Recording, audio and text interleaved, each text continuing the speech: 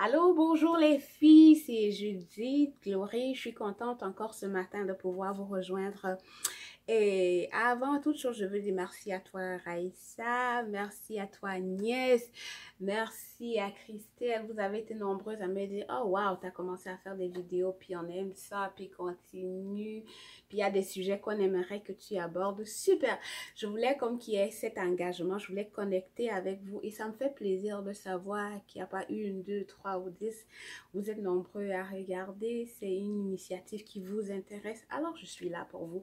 On va choisir des thèmes, on va échanger afin que nous puissions nous développer, mieux nous connaître pour être de meilleures femmes et avoir une influence où nous sommes dans nos familles, dans nos lieux de travail, dans nos business, dans notre communauté. C'est l'objectif en fait, que nous prenions le temps pour nous aimer, pour nous connaître, pour nous développer et pour grandir.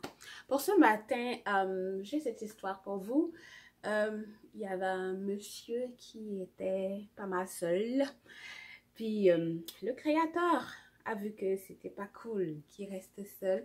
Puis le créateur lui a envoyé une super jolie femme. Et je vous assure, quand il a vu cette femme, il était comme waouh, le gars est devenu poète. Il a dit, mon Dieu, ça c'est l'os de mes os, puis la chair de ma chair. J'imagine que pour ceux qui vont à l'église, ils ont deviné, c'est l'histoire de Adam et Ève. Et il est devenu poète, il était tellement heureux et il a nommé Ève. D'après lui, elle a été prise de ma côte. Mais curieusement, quelques jours après, euh, Dieu leur avait dit, vous pouvez faire ce que vous voulez, manger, profiter du jardin, mais je vous demande juste une chose, il ne faut pas toucher aux fruits de la connaissance du bien et du mal. Mais le serpent va séduire Ève qui va manger le fruit défendu. Puis Ève va convaincre son mari. Puis observez ce qui se passe. Quand Dieu se rend compte qu'ils ont désobéi, il dit, mais Adam, qu'est-ce que tu as fait? Adam dit, la femme que tu as mise auprès de moi. En fait, c'est pas lui, c'est la femme. Puis quand le Seigneur se tourne vers Ève, Ève, qu'est-ce que tu as fait? Le serpent, c'est lui, le serpent, c'est lui qui m'a trompé. Est-ce que vous avez remarqué que personne ne dit c'est de ma faute, I suck. C'est de ma faute, puis j'assume, puis pardonne-moi. Non, on accuse l'autre.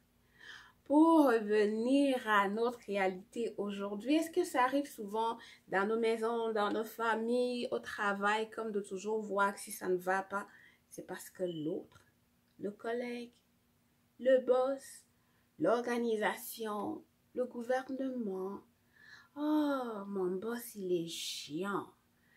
Est-ce qu'il vous est déjà arrivé de penser comme ça ou de le dire? Moi, il m'est déjà arrivé de penser comme ça, de me dire, mon Dieu, je ne comprends pas cette société. Qu'est-ce qu'ils veulent? Qu'est-ce qu'ils cherchent? Oh, je suis même pas heureuse à mon travail. Je ne comprends pas cette organisation. Ils sont vraiment bizarres. Je t'assure, je suis tombée, j'ai un nouveau gestionnaire qui est... Oh, il m'aime pas.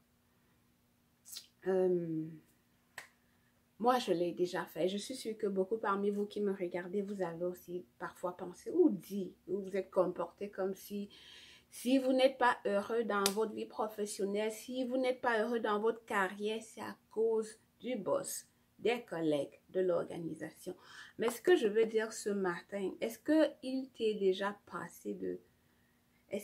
passé à ton esprit de te dire, c'est pas juste les autres là. Peut-être tu as ta part de responsabilité. C'est souvent tellement facile d'accuser les autres. Mais est-ce que tu pourrais te poser ces deux questions, ce que je te propose ce matin, juste deux questions. Qu'est-ce que j'aurais pu faire qui ait contribué à la situation? Je parlais il y a quelques jours avec une amie à moi, Raïssa, qui disait vraiment, elle pense qu'elle va démissionner, elle va quitter pour aller dans une autre organisation, se trouver un autre emploi parce que elle a l'impression de vraiment pas faire partie de l'équipe. Il y a beaucoup de choses qui sont faites, elle n'est pas au courant, on la laisse dans son coin. Puis ma question pour elle avait été, mais qu'est-ce que toi, Raïssa, qu'est-ce que tu as fait pour te rapprocher d'eux? C'est pas sorcier, c'est tellement facile de dire les autres, mais quelles actions toi tu as fait pour que ça change? Est-ce que toi tu invites du monde prendre un café? Est-ce que quand il y a un 5 à 7, tu y vas? Est-ce que tu participes aux activités extra? Qu'est-ce que tu fais toi pour rentrer, que la mayonnaise prenne avec toi?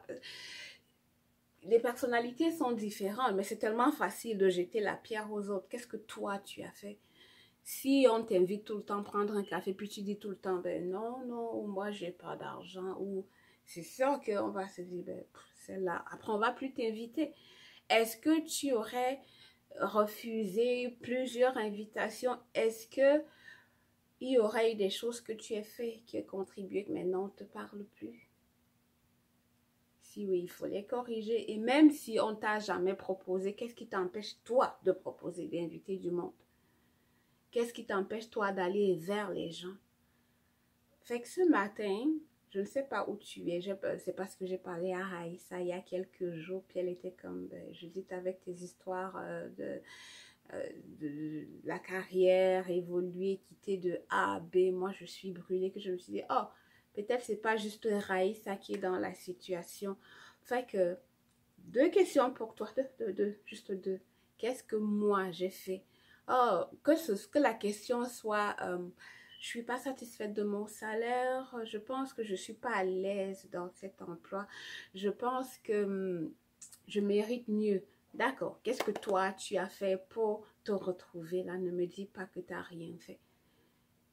Peut-être tu as appliqué au bon emploi et peut-être tu ne te développes pas assez pour pouvoir passer de l'étape où tu es à une étape supérieure. Qu'est-ce que tu as fait?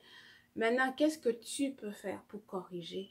À Raïssa, je dis, invite ton gestionnaire à prendre un café. Invite tes collègues. Prends part aux rencontres. Quand il y a une rencontre pour aller au restaurant, il faut y aller. Ne dis pas toujours, oh, j'ai mes enfants, j'ai ci, il faut y aller, il faut prendre part. C'est vraiment pas sorcier. Parfois, les vraies choses se disent après quelques verres de vin. Je ne vais pas dire autrefois là. Mais oui, c'est pas sorcier. Si tu ne prends pas part, ben, tu seras à part. Alors, concrètement, toi, que ce soit l'équipe qui ne fonctionne pas hyper bien, que ce soit l'évolution dans ta carrière, qu'est-ce que tu as fait et qu'est-ce que tu comptes faire. Maintenant que tu as réfléchi, prends des actions concrètes. Si ça prend de retourner à l'école, si ça prend de faire une certification, si ça prend, même parfois ça commence même juste par un livre. Tu peux commencer à lire, il y a des bibliothèques. Parfois, ça peut être juste un certificat, mais ça prend des actions. Comme j'aime le dire maintenant, tu ne peux pas continuer de faire les mêmes choses puis espérer des résultats différents. C'est pas sorcier, là, non. On récolte ce qu'on sème, pour ceux qui lisent la Bible. Et même si tu ne lis pas la Bible, tu ne peux pas mettre en terre une graine de maïs puis espérer récolter des roses. Non. Non, non, non, non, non.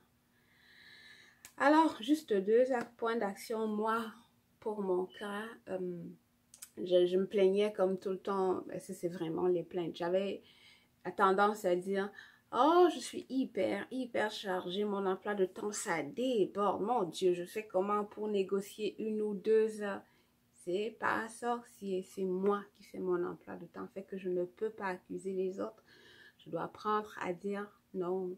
Je dois apprendre à dire plus tard ou à dire pas maintenant. Donc, peu importe où tu te trouves par rapport à ta vie professionnelle, et même ça s'applique même dans la vie familiale ou même à l'église. Si une situation ne te plaît pas, première question, qu'est-ce que moi j'ai contribué pour qu'on en arrive là? Qu'est-ce que moi je peux faire pour le changer? Parce que dans la vraie vie, ce ne sera pas toujours sinon il n'y aura pas une différence entre toi puis Adam et Ève à l'origine, là, il y a combien de millions d'années. C'est ce que j'avais pour vous ce matin, les filles. Puis, vous avez des questions, des petites astuces, J'ai parlé à Raïssa, puis ça m'a donné l'idée de parler de responsabilité, puis de l'importance de se prendre en charge. S'il y a d'autres sujets qui t'intéressent, que tu aimerais que nous abordions, si tu as des questions, sens-toi libre de réagir. Puis je vais partager aussi 2 livres sur la responsabilité que j'ai lus et qui m'ont donné de comprendre que c'est en fait moi qui suis sur... je prends les décisions, je fais de ma vie ce qu'elle est. C'est pas un hasard, c'est pas les autres. Je suis pas une victime. Parce que quand je sais ce que je veux, quand je sais ce que je veux réaliser, je prends les actions qu'il faut. Ça ne se vient pas. On ne se lève pas comme ça tout seul, puis on se retrouve à l'aéroport de Montréal. Non, on prend un taxi, on appelle Uber, puis on va parce que c'est là-bas qu'on veut aller. Fait que c'est tout pour ce matin, les dames. Je vous retrouve dans une prochaine vidéo. Bonne journée.